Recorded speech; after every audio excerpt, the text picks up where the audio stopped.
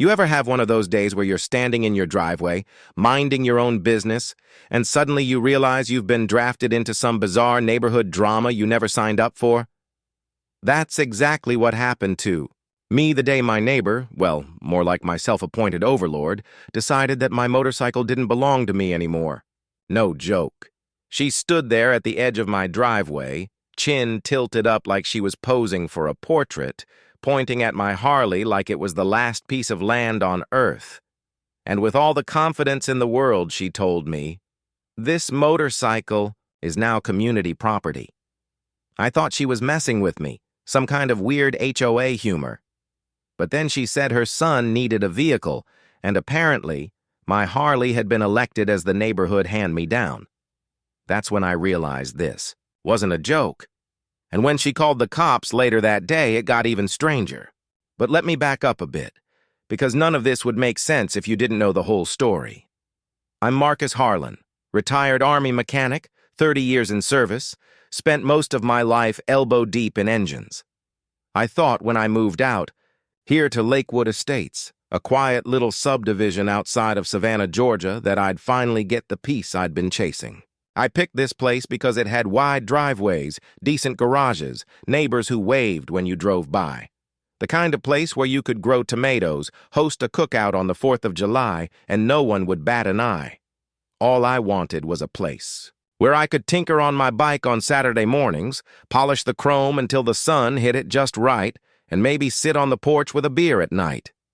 That bike, a 2021 Harley-Davidson Road Glide in gunmetal gray, wasn't just a machine to me. It was freedom. Rolling proof that I'd made it through 30 years of deployments, late nights, busted knuckles, and endless desert sand. It was the sound of the open road, the smell of gas and leather, the reminder that I'd earned my retirement. But apparently, to my neighbor, it was something else entirely. Enter Brenda Cole, president of the Lakewood HOA, though you'd think she was running for governor the way she strutted around with her clipboard. She had this way of looking at people like they were contestants in some pageant she was judging, and she alone got to decide who fit the community aesthetic. Her newsletters came every month, filled with citations about mailboxes being faded or shrubs being excessively asymmetrical. She loved the power, and people around here let her have it because it was easier to smile and nod than deal with her wrath. Brenda hated my Harley from the moment she saw it. First week I moved in, I got an email about the motorized harmony policy, which of course wasn't in the bylaws. When I ignored that, she left a printed notice on my door about something called the Vehicular Tranquility Clause. I looked through the actual HOA documents, and surprise, none of it existed. She was making it up as she went along. And when I didn't cave, she escalated. That's when her son, Chad, entered the picture. Chad was 26, maybe 27, hard to tell. He had that kind of baby face that never quite hardened. He'd been in and out of community college, dropped out of a trade school, and last I heard was working on his brand, whatever that meant. One morning I found a note tucked under my handlebars, purple gel pen, smelled like cheap cologne, that said, "Nice bike, would look better with me on it." Another day, "You should think about donating this to someone who really needs it." Then, "I'm manifesting this motorcycle into my life."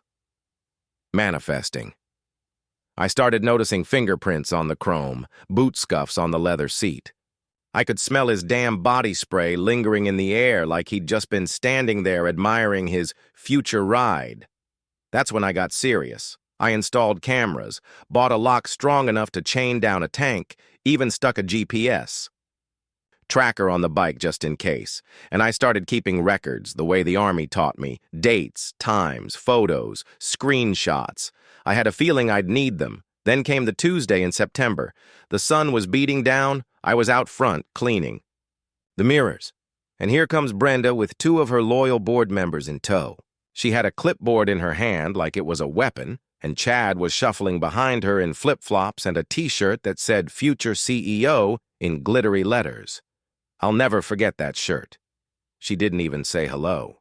She just pointed at the Harley, and announced, "This vehicle violates the driveway to ratio standards of Lakewood Estates and needs to be reallocated for community benefit." I set down my rag and looked her dead in the eye. "Show me the meeting minutes where that was decided." "They're confidential," she shot back, lips pursed.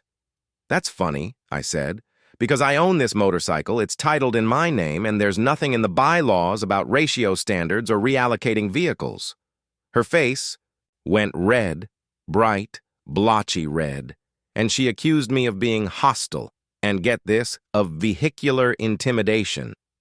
Then she whipped out her phone and dialed 911 right there in my driveway, while Chad pulled out his own phone like he was live streaming the downfall of some evil villain. The deputy who showed up looked exhausted before he even got out of the car. He'd probably dealt with Brenda before. She launched into this tirade about disrespectful residents and the sanctity of community standards, demanding I be arrested for obstructing HOA duties. The deputy let her finish, then turned to me. I calmly handed him the title to the bike, a printed copy of the actual bylaws, and a folder of photographs showing Chad's boot prints on the saddle. Then I gave him a business card. My nephew works in the state attorney's office, and suggested this might be more serious than a neighborhood spat. The deputy nodded slowly, like a man who just realized he'd walked into a soap opera. 3 days later, an investigator showed up. He talked to half the street, asked for copies of my emails and security footage, and when I showed him the clip of Brenda whispering to her son, "We'll just take it while he's asleep if we have to," his eyebrows shot up so high I thought they'd disappear into his hairline. That's when I knew Brenda had finally overplayed her hand. Turns out Brenda had a history. She'd tried to borrow another neighbor's patio furniture for her daughter's graduation party. She'd strong-armed a family down the block into giving up their parking space so she could have an extra spot for her guests. This wasn't just about my Harley. It was about power, about control, about believing she could bend the rules because she was the one holding the clipboard. The state attorney's office didn't play around. They filed charges: attempted conversion of personal property, conspiracy to commit theft, HOA misconduct, even making false statements to law enforcement. Brenda lawyered up, but her attorney must have told her straight. This wasn't going to trial. She took a plea deal. $7,500 in fines, banned for life from serving on any HOA board, and forced to write letters of apology to every resident she'd ever harassed. And Chad?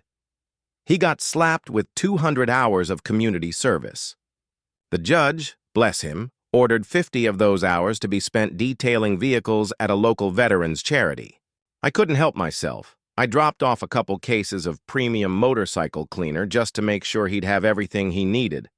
The day Brenda had to stand up at the HOA meeting and read her apology was something out of a movie.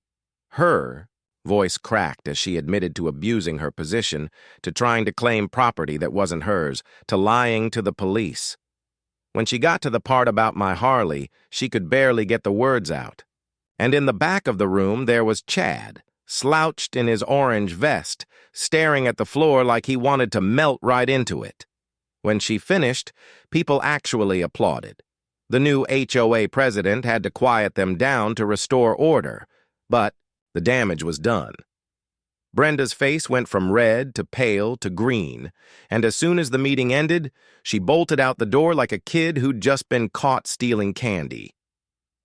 I walked home that night, the cool air hitting my face, and for the first time since I moved into Lakewood Estates, I felt like I actually belonged. Not because I'd beaten Brenda at her own game, but because I'd seen the neighborhood stand up, clap their hands, and quietly say, "Enough.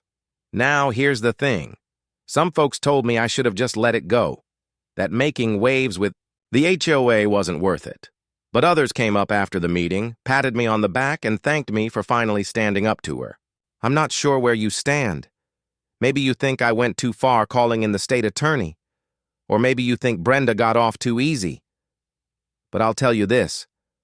I still ride my Harley every Saturday morning, chrome gleaming, wind in my face, and not once has anyone tried to claim it for community property again. So let me ask you, what do you think? Did Brenda deserve the punishment she got? Or should she have faced even harsher consequences? And what about Chad? Was community service enough, or should he have been held more accountable? Drop your thoughts in the comments. I really want to hear how you'd handle it if someone in your neighborhood tried to pull a stunt like this. And if you've ever had your own HOA horror story, share it. I promise you're not the only one.